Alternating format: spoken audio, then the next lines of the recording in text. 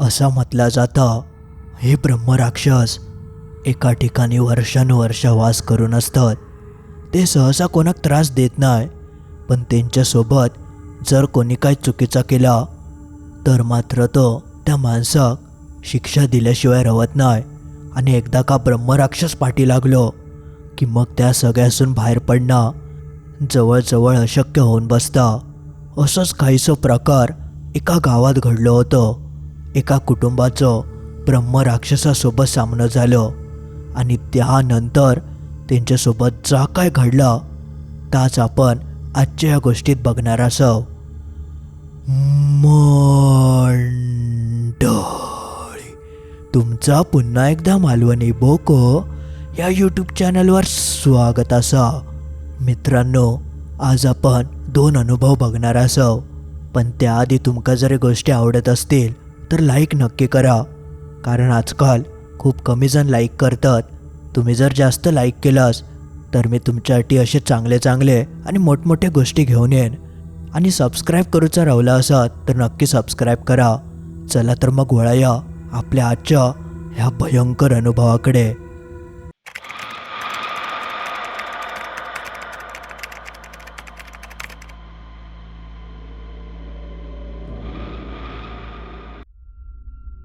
एक गाव होता आणि त्या गावात एक वयस्कर म्हातारी राहत होती.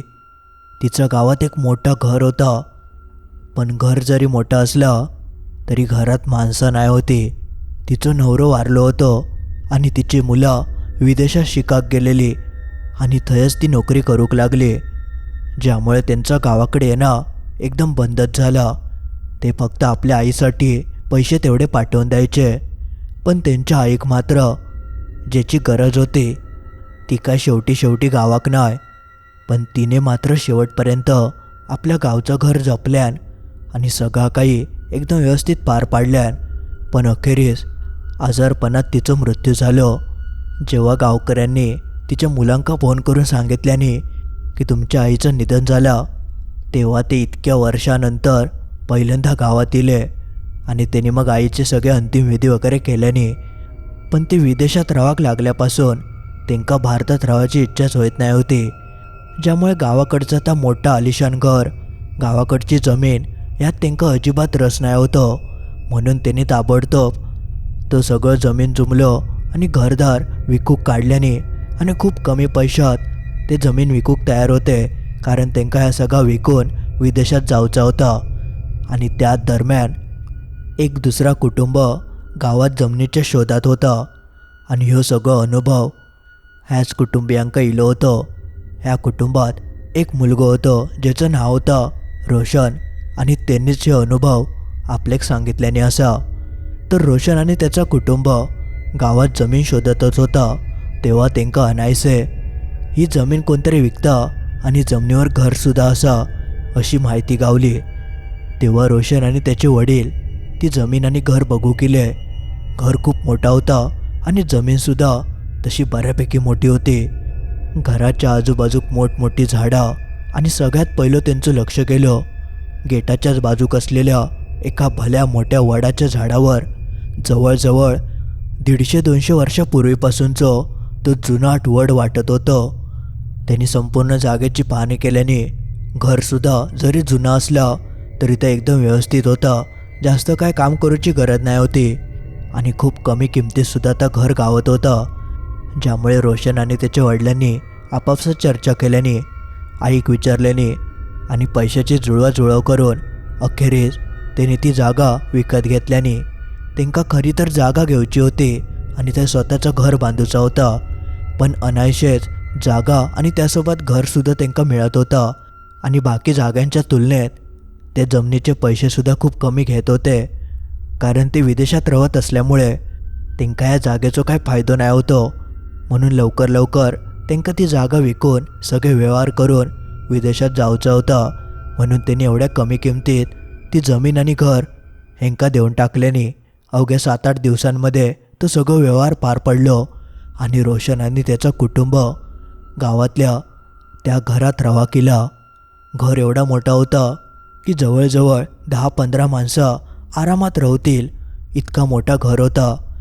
रोशनच्या वडिलांची सर्व्हिस पूर्ण झाली होती आणि 60 वर्षानंतर ते रिटायर झाले होते आणि त्यांची आधीपासून खूप इच्छा होती की गावात स्वतःचं एक घर असावं. जा स्वप्न त्यांचं आता पूर्ण झालेला एक मोठं बंगलोच त्यांना गावलं होतं, ज्यामुळे रोशनची आई आणि त्याचे वडील खूप आनंदी होते. सगळं काही त्यांच्या इच्छेनुसार झालेला. पण ज्यावेळी रोशनची आई त्या घराकडे इली होती तेव्हा तिने बघितलेल्या गेटाच्या समोर एक वडाचं मोठा जुनाट झाड तर होतं, पण त्या झाडाखाली जवळजवळ 101 मातीचे छोटे दिवे मांडलेले होते. म्हणजे असं वाटत होतं की ह्या आधी ही जी माणसं रवायची ती रोज हे बत्ती वगैरे लावत असतील. ह्या जेव्हा रोशनच्या आईन बघितल्यान तेव्हा तिने पहिला प्रश्न केल्यान की होय काय हा तर विचारूक नाही तुम्ही. पण तेव्हा रोशनच्या वडिलांचं अशा गोष्टींवर जास्त विश्वास नाही होतो. ते म्हणाले वडाचं झाडा म्हणून कदाचित बत्ती लावत असतील, पण आपल्या काय करूचं, ते तर सगळे निघान गेले. आता आपण नवीन आहे रवा केलं, ज्यामुळे आपल्या काय करूची गरज नाही. रोशनच्या आई तेव्हा या सगळं काय पटाक नाही होतं, पण सगळे व्यवहार तर करून झाले होते, त्यामुळे मग काय जास्त कोणी विचार करूक नाही. ते सगळे त्या घरात राहाक लागले. 3-4 दिवसांनी रोशनचे वडील रोशनका म्हणाले, अरे ह्या वडाचं झाड खूपच जुनाट हा आणि तर आपल्या घराच्या एकदम समोर येतं. ह्या जर आपण कापून टाकला तर मस्त प्रकाश येत. आता पूर्ण काळोख झालो हा आणि गचडी खूप झाली हा. रोशन म्हणालो ठीक हा, तसा पण जुना झाला, कधी ना कधी पडतला, आपण कापून टाकूया. पण जेव्हा या रोशनच्या आईक समजला तशी ती मात्र सगळ्यांका म्हणाली नको नको, झाड कशा कापू कया आणि बत्ती वगैरे लावतात, देवाचं झाड असत, उगाच तुम्ही नको तर काय करू नको. ती ऐकाक तयार नाही होती. रोशनचे वडील परत तिका म्हणाले, अगं तू कशा केवढं विचार करतं, आधीची माणसं गेली, आता त्यांच्यावर त्यांची रूढी परंपरा सगळा गेला, आपण आता नवीन आहे रवा केलं. पण रोशनची आई का ऐकली नाही. शेवटी मग रोशनचे वडील म्हणाले की ठीक आहे, वडाचं झाड नको, पण निदान गेटाच्या समोर जी मोठी फांदी इली ती तरी मी कापून घेतलंय. शेवटी त्याने एका माणसाक बोलवल्याने आणि त्या वडाची गेटाच्या समोर आडवी जी फांदी इली होती ती कापल्याने रोशनच्या आईक तर अजिबात पटला नाही होता. फांदी वगैरे कापून झाली, थोडंसं उजेडिलं, वाईस गेट मोकळं झालं. मग त्यानंतर घराक लागणारा सामान वगैरे ते हळूहळू आणूक लागले. पण एक दिवशी रोशनचे वडील घरचं सामान आणण्यासाठीच बाहेर गेले होते. त्यांच्याकडे स्वतःची 4 व्हीलर होती. पण जेव्हा ते परत येत होते त्या वाटेत त्यांचं एक अपघात झालं आणि त्या अपघातात त्यांना व्हायचं लागलं. त्यांची गाडी बाजूच्या एका मोठ्या झाडाक जाऊन ठोकली होती. मग त्याच्या आजूबाजूच्या लोकांनी त्यांना लगेचच हॉस्पिटलमध्ये नेल्याने आणि जसं या रोशन आणि त्याच्या आईक समजतं तसे ते देखील त्या हॉस्पिटलमध्ये गेले. डॉक्टरांनी औषध उपचार केल्याने होतं आणि त्यांना आता बरा वाटत होता. जेव्हा रोशनची आई जाऊन भेटली तेव्हा ती म्हणाली, हो झाला काय, इतकी वर्ष तुम्ही 4 व्हीलर चालवतास, कधी असं अपघात झालो नाही, मग अचानक ह्या सगळं घडला कसा. तेव्हा त्यांनी म्हटल्याने, अगो काय माहिती काय, मी तर सरळ चालत होतोय आणि पाणी पिऊसाठी मी फक्त बाटली खाली वाकान काढलंय, तोपर्यंत स्टेअरिंग आपणच कसा वळाला काय माहिती, आणि जाऊन बाजूक गाडी जोरात आदळली, गाडीचं वेगसुद्धा आपणच वाढलो. पण असं होणं तर शक्य नाही होतं. रोशन म्हणाक लागलो, बाटली खाली घेऊक वाकलास तेव्हा हातबीत लागलो असत आणि अचानक ॲक्सिलेटरवर पाय पडलो, त्यामुळे गाडी ठोकली असतली. पण रोशनच्या वडिलांसोबत असं काही प्रकार घडलो नाही होतं. त्यांची गाडी आपणच त्या झाडात जाऊन आदळली होती. पण एकंदरीत हे सगळं प्रकार त्यांना जरी साधं वाटलं तरी तो साधं मुळीच नाही होतं, कारण ही तर एक सुरुवात होती ज्याची कल्पना रोशन आणि त्याच्या कुटुंबियांक अजिबात नाही. बघता बघता असेच दिवस निघान गेले. सगळं काही चांगलं चालू होता. रोशनचे वडील आता घराकडे आराम करत होते. त्यांच्या पायाक आणि डोक्यात थोडं मार लागलं होतं. पण एक दिवशी अचानक जेव्हा सगळेजण झोपले होते तेव्हा रोशनचे वडील उठून उभे राहिले आणि भीतीकडे एकटक बघत होते. तशी रोशनच्या आईक जाग गेली. जेव्हा तिने बघितल्यान तर तिचे मिस्टर भिंतीकडे तोंड करून उभे होते. तिने मागसून आवाज दिल्यान, अहो काय करतास. पण त्यावर त्यांनी काहीच प्रतिसाद देऊक नाही. ते एकदम स्तब्ध त्या ठिकाणी उभे होते. शेवटी मग रोशनची आई उठली आणि तेंका मागसून जाऊन तिने हात लावल्यान तसे ते पटकन भानार इले आणि आपणच बेडवर जाऊन झोपले.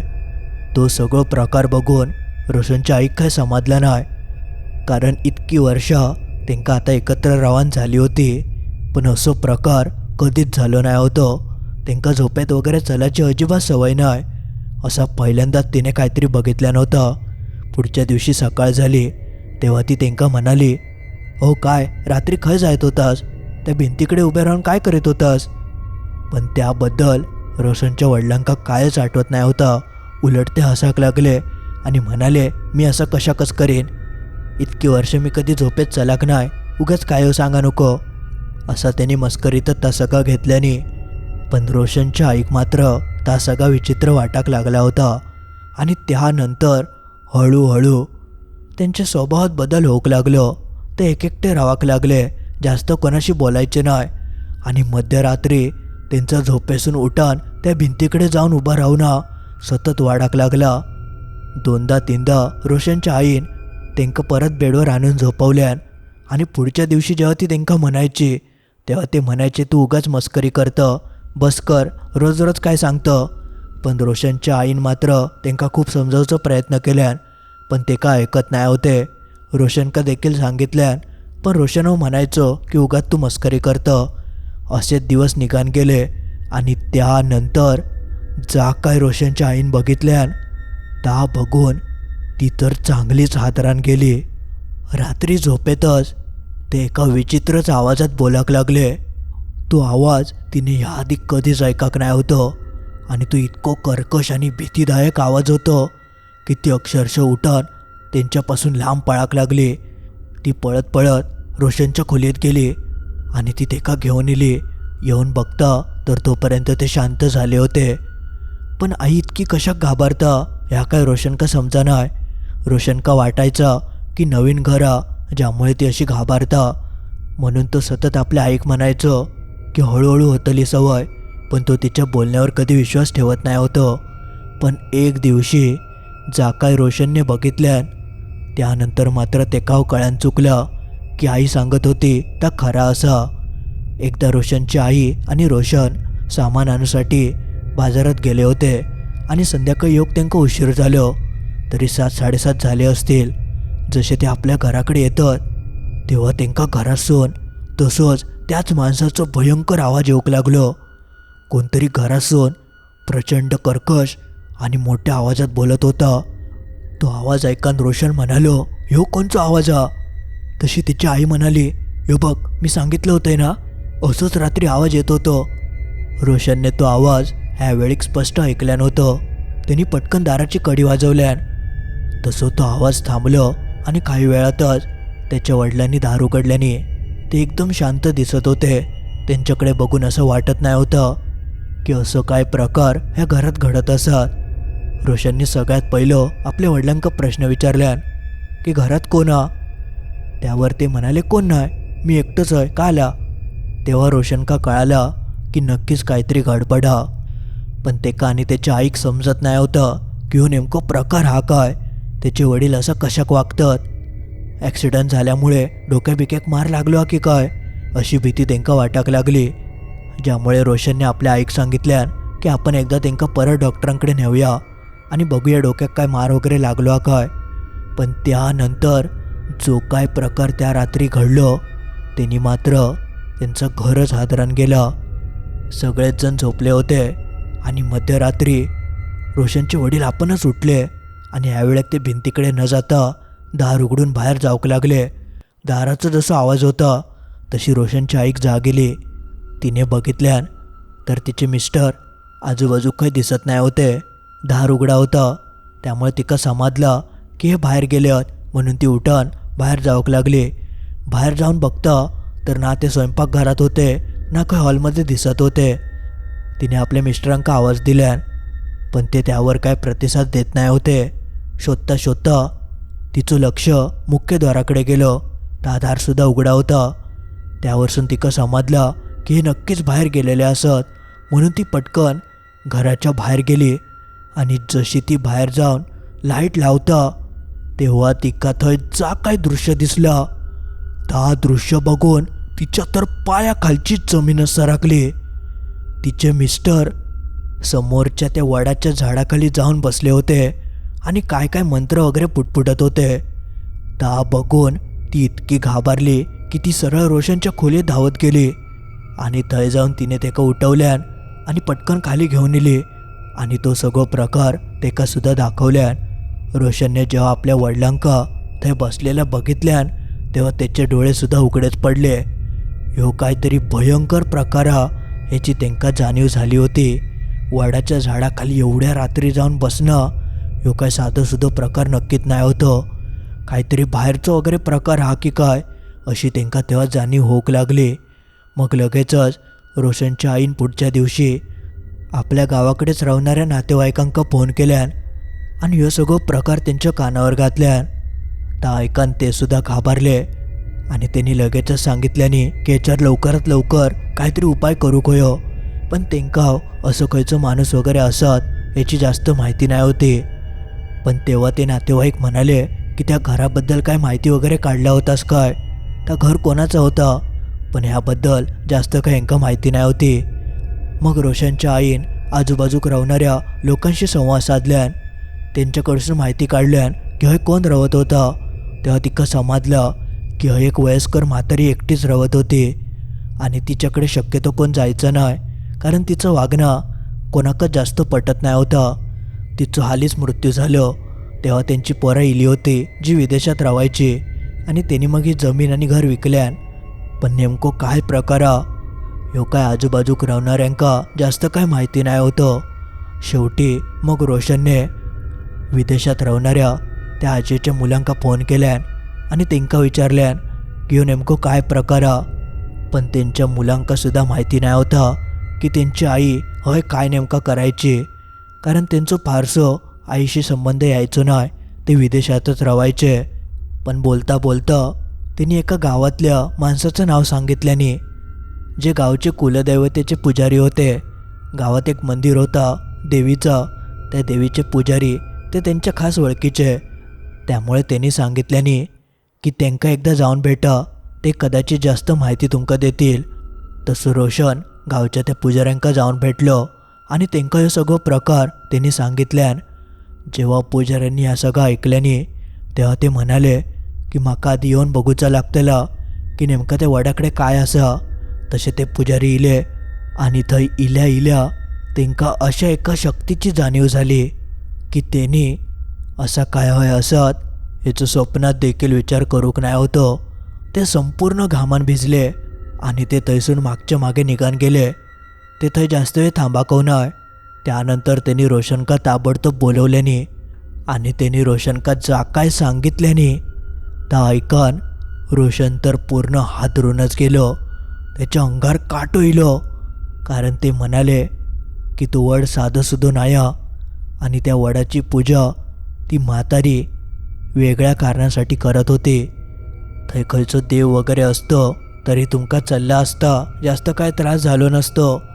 पण थंय एक ब्रह्मराक्षस रावता. ब्रह्मराक्षसाचो वास हा थंय जवळजवळ 150 वर्ष तो वड जुनो हा. मग तो ब्रह्मराक्षस किती वर्षापासून थंय राहत असत याची आपण कल्पना देखील करू शकत नाही. आणि ह्या राक्षसासोबत आपण दोन हात कधीच करू शकत नाही. ब्रह्मराक्षसे कधीच कोणाक जाणून बुजून त्रास देत नाही. पण जर त्याच्या वाकड्यात कोण गेला तेका कोणी त्रास देऊचा प्रयत्न केलो तर मात्र तो माणसाक सोडत नाही. एकदा का त्याच्या पाठी लागलो की मग तो माणूस आपलं जीव गमावून बसता. ह्या सगळं ऐकान रोशनची बोबडी चोळली. इतकं हे सगळं भयंकर प्रकार असत ह्याचं त्यांनी स्वप्नात देखील विचार करूक नाही होतं. पण आता ह्याच्यावर उपाय काय, आता ह्याच्यासून बाहेर कसं पडायचं असं त्यांनी पुजाऱ्यांका विचारल्यान. तेव्हा ते पुजारी म्हणाले की आता या सगळं त्या ब्रह्मराक्षसाच्याच हातात हा. मी एक सांगते तर करा. ताबडतोब त्या वडाकडे जावा, थंय एक नारळ ठेवा, दिवो पेटवा आणि त्याची आधी माफी मागा आणि तेका सांगा की आमका जाणीव नाही होती, त्यामुळे आमच्या हातून ही चूक झाली. पण आम्ही तुझ्या राहत्या घराक आता अजिबात इजा करूचव नाही. ज्या काय झाला त्या नकळत झाला. ह्या आधी थंय जी म्हातारी राहायची ती रोज संध्याकाळी थंय दिवो लावायची तो दिवो त्या ब्रह्मराक्षसासाठी होतो, ज्यामुळे तिका अजिबात त्रास झालो नाही. ह्यापुढे सुद्धा तुमका थंय दिवो लावचो लागतलो, तरच तुम्ही वाचाक शकतास. ह्या सगळा त्या पुजाऱ्यांनी सांगितल्याने त्यानंतर मग लगेचच रोशनने सगळं प्रकार आपल्या आईक सांगितल्यान. आई तर असली घाबरली की तिका काय करूचा ता समजला नाही. पण कसं बसं धीर देऊन रोशनने आपल्या वडिलांका आईक संध्याकाळी त्या वडाच्या समोर नेल्यान. थंय जाऊन तिने थंय एक दिवो पेटवल्याने, नारळ ठेवल्याने आणि त्याची आई थंय ढसाढसा रडली. ब्रह्मराक्षसाक तिने सांगितल्यान की अशी अशी चूक माझ्याकडसून झाली हा, माझ्या मिस्टरांकडसून झाली हा, तर तेंका माफ कर. तेंका माहिती नाही होतं की हय तू रवतं. एकदा आमका माफ कर. यानंतर तुका आम्ही अजिबात त्रास देवचो नाही. आणि तुझ्या मानाचो हे दिवो मी रोज संध्याकाळी लावत जाईन. तुका अजिबात कोण त्रास देवचो नाही, असं काय काय तिथं झाडाकडे बोलली. आणि खरोखर तो ब्रह्मराक्षस चांगलं होतं. सहसा ते कधी असं माणसाक सोडत नाही. पण तेका कदाचित माहिती होता की हे नवीन असल्यामुळे यांका माहिती नाही, तर त्यांनी त्या सगळ्याची जाणीव करून दिल्यान. आणि जेव्हा यांका कळाला आणि त्यांनी माफी वगैरे मागितल्याने, तेव्हा त्या ब्रह्मराक्षसान रोशनच्या वडिलांका सोडल्यान. आणि त्यानंतर ते त्या सगळ्या प्रकारासून सुटले.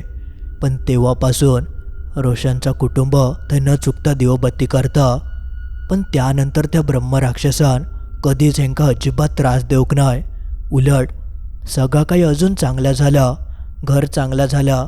कदाचित त्या ब्रह्मराक्षसाची सुद्धा इच्छा होती की आपल्यासोबत या घरसुद्धा चांगला राहावा. आणि त्या सगळा रोशन आणि त्याचा कुटुंबीय करत होता, ज्यामुळे ब्रह्मराक्षसान त्यांका चांगले आशीर्वादसुद्धा दिले नव्हते. पैशाची कधीच कमतरता त्यांका भासली नाही. सगळा काही त्यांच्या मनासारखा एकदम चांगला घडाक लागला. आणि नंतर कधीच त्यांका कायच त्रास झालो नाही. अजून जेव्हा जेव्हा ते त्या घरात असतात तेव्हा न चुकता वडाकडे बत्ती लावतात. रोशन आणि त्याचा कुटुंबीय एका मोठ्या संकटात जाऊन अडकला होता. पण देव त्यांच्या साथीक होतं आणि तो ब्रह्मराक्षस चांगलं असल्यामुळे त्याने यांका काय करूक नाही. पण त्याने जर ह्या मानल्याने नसता आणि चुकान जरी त्याने तो वड तोडल्याने असतो, तर मात्र काय झालं असतं याचा विचार देखील आपण करू शकत नाही. पण नशिबान ते त्या मोठ्या आणि भयंकर संकटापासून वाचले. तर अशी काहीशी होती ब्रह्मराक्षसाची एक भयंकर गोष्ट. आता आपण एका दुसऱ्या गोष्टीकडे वळूया. ही सुद्धा एका गावात घडली होती. पण त्याआधी अजून लाईक करूक नशाल तर आधी लाईक करा. चला तर मग आता आपण वळूया आपल्या दुसऱ्या अनुभवाकडे. यो अनुभव एका गावात घडलं होतं. गोष्ट तशी खूप जुनी असा. त्यावेळी आता सारखी लाईटी, मोबाईल, टी व्ही अशी उपकरणं नाही होती. सगळी माणसं ही घरातल्याच कामात व्यस्त असायची. ही घटना एका बाईसोबत घडली होती, जिचं नाव होतं अरुंधती. जिचं लग्न झालं होतं आणि ती लग्नानंतर आपल्या सासरी इली होती. तिच्यासाठी त्या गावातले जागा, गावातली माणसं सगळंच काही नवीन होतं. तेव्हा तिच्या घरात तिचे सासू सासरे, तिचे 2 दीर, एक नणंद आणि तिचं नवरं असं मोठं कुटुंब त्या घरात राहत होता. अरुंधतीचं नवरं ह्यो एका ट्रकावर काम करायचं, ज्यामुळे अधूनमधून तेका जर लांबचं भाडं इला तर 1-2 दिवसासाठी तेका थंय जाऊन राहायचं लागायचं. अरुंधतीवर लहानपणापासून चांगले संस्कार केलेले होते. घरकाम ती एकदम व्यवस्थित पार पाडत होती आणि स्वयंपाकसुद्धा तिका खूप चांगलं जमत होतं. पण तिची सासू ही जरा रागिष्टच, ज्यामुळे ती तिका खूप बडबड करायची. सगळी कामं करून देखील तिका तिचे बोलणे ऐकवचेत लागायचे. पण आधीच्या काळी सासू सुनेवर जाची करायचीच. बघता बघता 1 वर्ष उलटलं आणि अरुंधती दिवस गेले होते. जशी ही बातमी संपूर्ण कुटुंबात कळाली तसे सगळेजण खूप आनंदी झाले, कारण त्यांच्या घरात इतक्या वर्षांनी पहिल्यांदाच लहान बाळाचा आवाज खेळणार होतं, ज्यामुळे सगळेजण खूप उत्सुक होते. आता दिवस गेल्यानंतर बायका फारसे काय काम करत नाही, पण तेव्हाच्या काळी 8-9 महिने जरी झाले तरी बायका काम करायची. तर त्यावेळीसुद्धा अरुंधती सगळ्यांचे जेवण बनवायची. आणि घरातली कामंसुद्धा ती करत होती. पण एक दिवशी असं काय एक प्रकार घडलं, ज्या प्रकारात संपूर्ण घरच त्यांचं हादरून गेला. संध्याकाळचे 7:30 वगैरे झाले असतील. बाहेर पूर्ण काळ्या पडला होता आणि तेवढ्यात अरुंधती स्वयंपाकघरात इली. तिका रात्रीचं जेवण करूचा होता, पण जशी ती येता तेव्हा तिने डोक्यावरच हात मारल्यान, कारण तिच्याकडसून एक अशी चूक झाली होती ज्या चुकीमुळे तिचा आता काय खरा नाही होता. तिने सकाळी काय पाणी भरूक नाही, ती म्हणाली की संध्याकाळी भरूया, आणि कामाच्या नादात ती विसरली होती. आणि घरात आता एक तांब्याभर सुद्धा पाणी नाही होता. तेव्हाच्या काळी नळ वगैरे काय नाही होते, विहिरीवरसूनच पाणी आणूचं लागायचं आणि प्रत्येकाच्या घरोघरी विहिरी नसायचे. गावात एखाद दुसरीच विहीर असायची. घरात पाणी नाही ह्या जसं तिका कळाला तशी अरुंधती घाबरली, कारण घरचे आता सगळे जेवक येणार होते आणि रात्री पाणी तर हवा. आणि जर या सासूबाईंका कळाला तर मग काय खरा नाही, ती तर घरच डोक्यावर घेतली. ह्या भीतीन अरुंधतीन विचार केल्यान की आता लगेच जाऊन एक घागर तरी भरून आणतंय, बाकीचं पाणी उद्या सकाळी भरूक गावात. त्यामुळे पाणी काढूची रशी आणि एक घागर घेऊन ती सगळ्यांच्या नकळत घराच्या बाहेर पडली. काळ्या पडला की शक्यतो विहिरीकडे कोण जायचं नाही, आणि ती विहीर गावाच्या एका कोपऱ्यातच होती. त्या विहिरीच्या आजूबाजू लोकवस्ती नसायची, ज्यामुळे शक्यतो त्या बाजू कोण फिरकायचं नाही. पण अरुंधतीचं नाईलाज झालेलं, तिका कायव करून एक घागर तरी पाणी घेऊन यायचा होता. त्यामुळे ती कसलोच विचार न करता विहिरीच्या दिशेने दबादब पावलं टाकूक लागली. घरच्यांका कळाच्या आधी एक घागर पाणी घेऊन येऊया असं काहीसं विचार तिच्या डोक्यात होतं. आणि बघता बघता ती विहिरीकडे येऊन पोचली.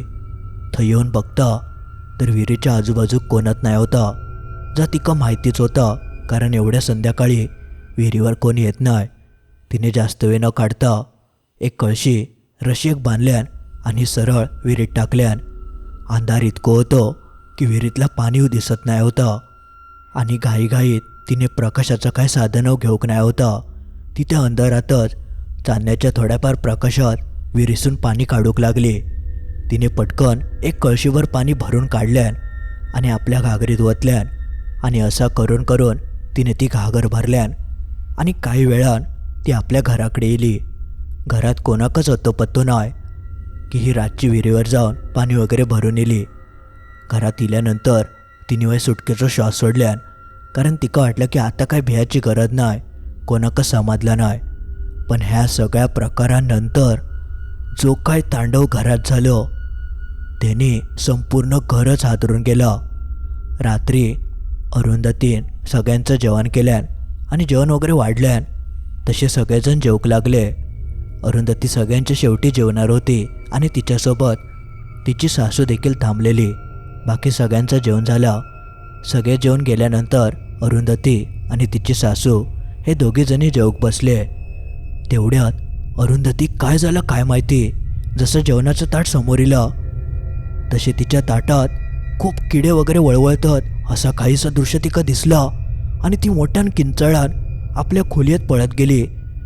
हा सगळा दृश्य तिच्या सासूबाईन बघितल्यान आणि ती घाबरली. ह्यो काय प्रकारा, ही घाबरली कशाक? ताटात तर तसा काय नाही होता, वरण भाताचा तर जेवण होता, मग ही अशी काय गेली? अर्ध्या ताटावरसूनच सासूबाई देखील उठली आणि पळत पळत तिच्या खोलीत गेली. आणि तिच्या आरडण्याचा आवाज ऐकून बाकी घरचे सुद्धा तिच्या खोलीत इले. त्या दिवशी नेमकं अरुंधतीचं नवरं घरात नाही होतं, त्यामुळे त्यांका काही विषय माहिती नाही. पण बाकी जसे सगळे अरुंधतीच्या खोलीत येऊन तिका विचारतात की काय झालं, तेव्हा ती कायच बोलाक तयार नाही. तिने दोनवले हात आपल्या कानावर घट्ट धरून ती मोठमोठ्यान म्हणत होती की आवाज सगळं बंद करा, माझ्या डोक्यात दुखतं, आणि त्या जेवणात किडे आहेत, माका किडे खाऊचे नाही आहेत. ह्या सगळं ऐकून घरचे चांगलेच घाबरले. ह्यो काय प्रकार हा, ही अशी काय बडबड करता? अरुंधती याआधी असं कधीच वागली नाही होती. तिच्यात झालेले तो अचानक बदल बघून घरचे चांगलेच विचारात पडले. तशी सासू पुढे गेली आणि तिका म्हणाली, अगो काय झालं, जेवणात खय किडे आहेत, जेवण तर चांगलं, असं काय करतं? पण ती कायच ऐकाक तयार नाही. ती फक्त एवढंच म्हणत होती की बाहेर कोण आरडतं त्यांका गप्प करा, नाहीतर मी त्यांका जाऊन मारून टाकीन. तिच्या बोलण्यात एक वेगळंच राग दिसत होतं. आणि हा सगळा वागणं बघून घरचे म्हणाले की नक्कीच काहीतरी गडबड असा. घरच्यांनी तिका कसा बसा शांत केल्याने ती कोणचं का ऐकतच नाही होती. तिच्या कानावर मोठमोठ्यान कोणत्या तरी आरडण्याचे आवाज पडत होते, ज्यामुळे ती सगळ्यांका सांगा की बाहेर जो आरडता ते का शांत करा, माझ्या कानाचे पडदे फाटतील. पण बाहेरसून तर तसलं कसलंच आवाज येत नाही होतं. तसे सासूबाई म्हणाले की सगळ्यांनी बाहेर जावा आणि दार लावून घ्यावा. त्यानंतर तिची सासू रात्रभर तिच्यासोबतच होती. अधूनमधून अरुंधती उठान कायव बडबड करत होती. तिचं एकंदरीत वागणं बघून तिच्या सासूक कळालं होतं की काहीतरी हो बाहेरचंच प्रकार.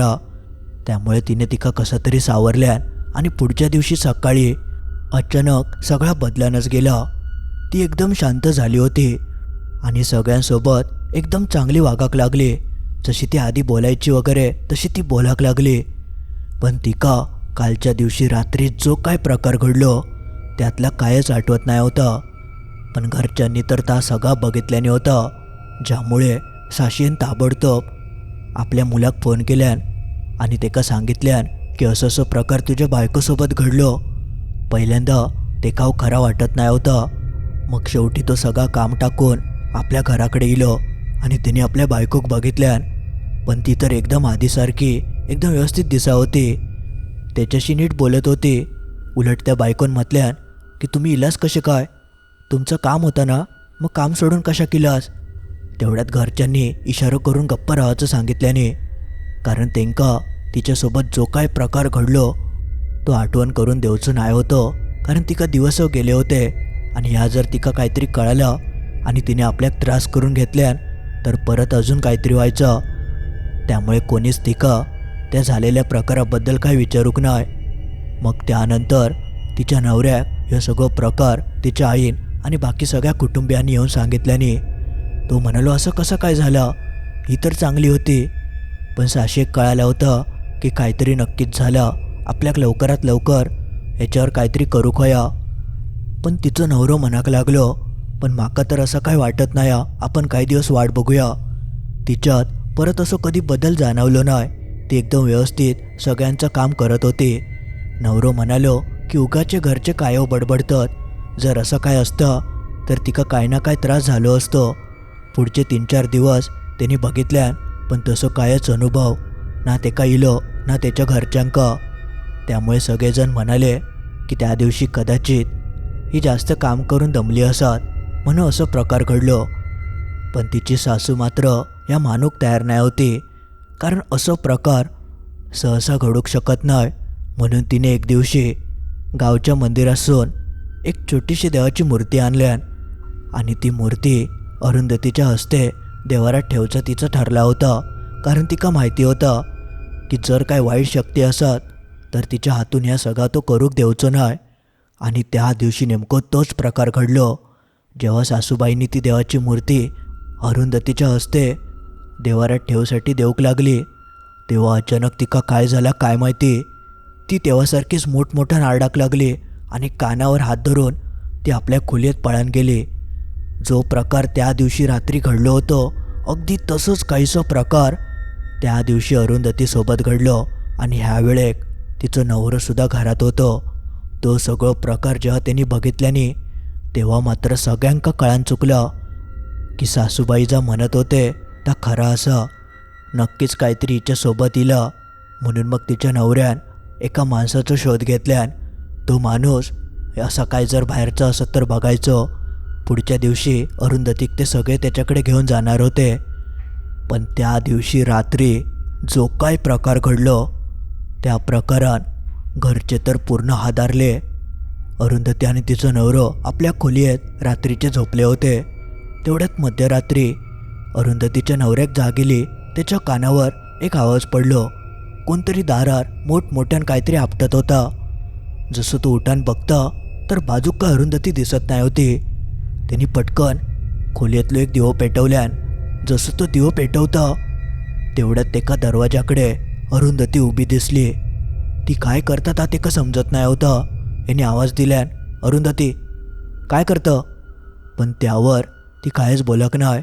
उलट तिने आपल्या डोक्या दरवाजावर जोरात आपटल्यान. हा सगळा बघून तिचं नवरं लगेच तिच्याकडे गेलो. जाऊन बघतं तर तिच्या डोक्यासून भळाभळा रक्त वाहत होतं. तिने इतक्या वेळा डोक्यात आरार आपटल्यान की अक्षरशः तिच्या डोक्यात चांगलंच मार लागलं होतं. मग लगेचच तिने तिका अडवल्यान आणि घरच्यांका आरडाओरडा करून थंय बोलावून घेतल्यान. सगळेजण थंय जमा झाले. रात्रभर सगळे अरुंधतीसोबत थंयच बसले. कोणाकच काय कळत नाही होतं की इका झाला काय. आणि तिच्या ह्या प्रकारामुळे तिच्या पोटातल्या बाळाकसुद्धा खूप मोठं धोकं होतं. त्यामुळे रात्र त्यांनी कशी बशी काढल्यानी आणि सगळ्यात आधी पुढच्या दिवशी सकाळी ते तिका जवळच्या दवाखान्यात घेऊन गेले. डोक्याक वगैरे मलमपट्टी केल्यानी आणि तोपर्यंत तो जो माणूस होतो त्याका दवाखान्यातच बोलावून घेतल्यानी अरुंधती याबद्दल कायच पत्तो नाही होतो.